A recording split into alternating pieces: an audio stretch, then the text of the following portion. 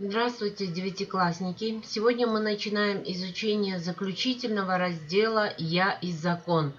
Тема 16-го урока «Главный закон страны». Цели обучения. Определять основную мысль текста, учитывая структуру текста, определять стилистические особенности текстов, составлять тезисный план. Сегодня на уроке вы научитесь прогнозировать содержание текста, формулировать и высказывать свою точку зрения, дополнить текст, используя инфографику. Сэмюэль Джонсон, английский литературный критик, лексикограф и поэт эпохи Просвещения, писал, что закон есть высшее проявление человеческой мудрости, использующее опыт людей на благо общества. Предтекстовая работа.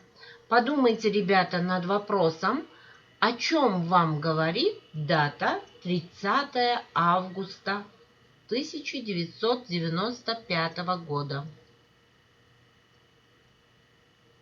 А сейчас внимательно посмотрите на задания, которые вам необходимо выполнить при прослушивании текста.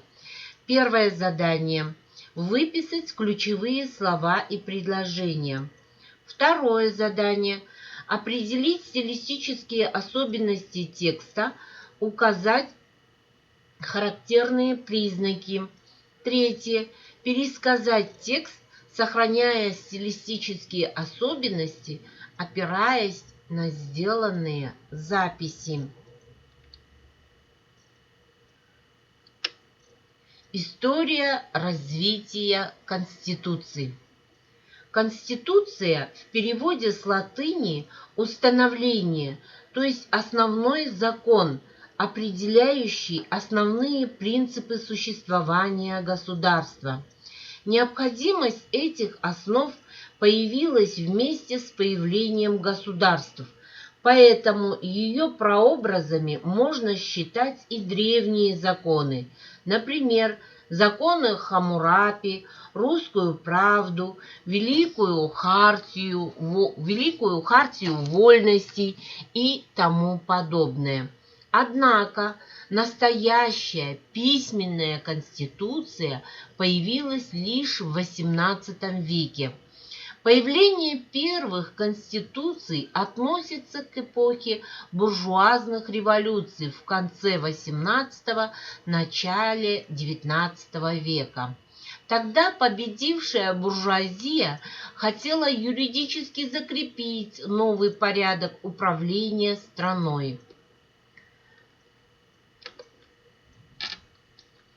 Свою роль также сыграло и влияние эпохи Просвещения, рождение новых идей, естественных и неотчуждаемых прав человека, необходимости разделения властей, неприкосновенности частной собственности, право на восстание против тех правительств, которые пользуются тиранической властью. Такие идеи были закреплены в основных законах государств. Первой писанной конституцией была Конституция Соединенных Штатов, которая была принята в 1787 году после долгой борьбы с английской метрополией и действует до сих пор. Затем они появились у Французской республики, Мексики, Боливии, других латиноамериканских стран, также после успешных буржуазных революций. Новый толчок конституционному развитию придали события середины XIX века. Европейские революции 1848 года и ситуация, складывавшаяся в мире после обеих мировых войн. Менялся социально-политический, экономический, культурный уклад жизни целых государств. Многие из ныне действующих конституций были приняты именно в это время. Тогда же появились и первые попытки классификации мировых конституций, выяснения наиболее лучшей из них, создания мирового стандарта. Разумеется, ведущая роль в этом принадлежала Соединенным Штатам Америки, по образцу конституции которых написаны основные законы многих латиноамериканских государств. В то же время многие страны искали свой путь в конституционном строительстве, старались учитывать традиции своего государства.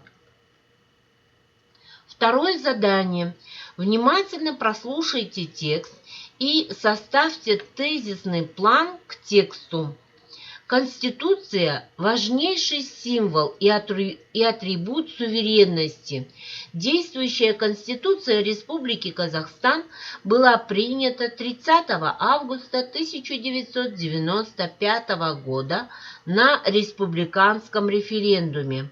В 1998, в 2007 годах в Конституцию вносили значительные изменения.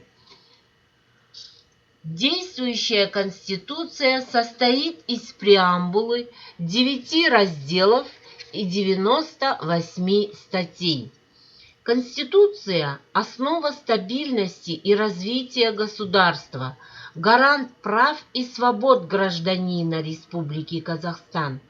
Конституция Республики Казахстан отражает исконное стремление нашего народа жить в свободном и справедливом обществе, чтить верность памяти предков и осознавать ответственность перед будущим поколением. Мы уважаем и гордимся основным законом нашей страны.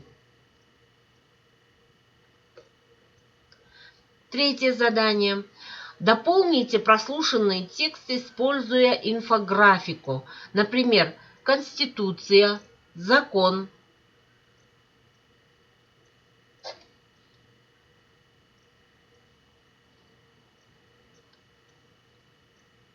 Подытожим работу урока при помощи стратегии 3М. Назовите 3 момента на уроке, когда вы успешно справились с заданиями, и предложите одно действие, которое улучшит вашу работу. Дорогие ребята, вы получили самое основное содержание по новой теме. Другие материалы вы получите от своего учителя. Если у вас есть вопросы, вы их можете задать учителю. Удачи в освоении нового материала, наши юные друзья!